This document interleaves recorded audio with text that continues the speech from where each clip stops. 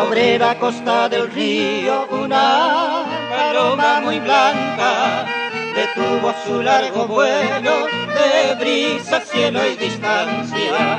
El río desde su cauce le dio de verde sus aguas, estrechándole en abrazos la blancura de sus alas.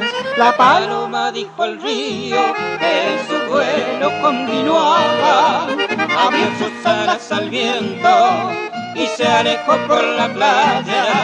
Fue tan fugaz esa dicha que pensando en tu distancia, soy el río que te añora y tú, la paloma blanca. Soy el río que te añora y tú, la paloma blanca.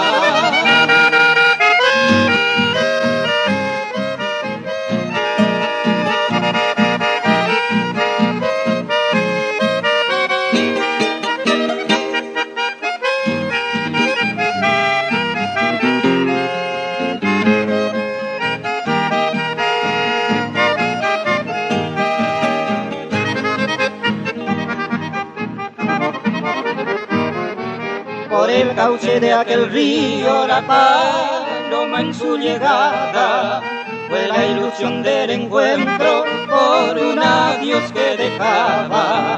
Así también te alejaste de lo profundo de mi alma, dejándome triste y solo por una nueva esperanza.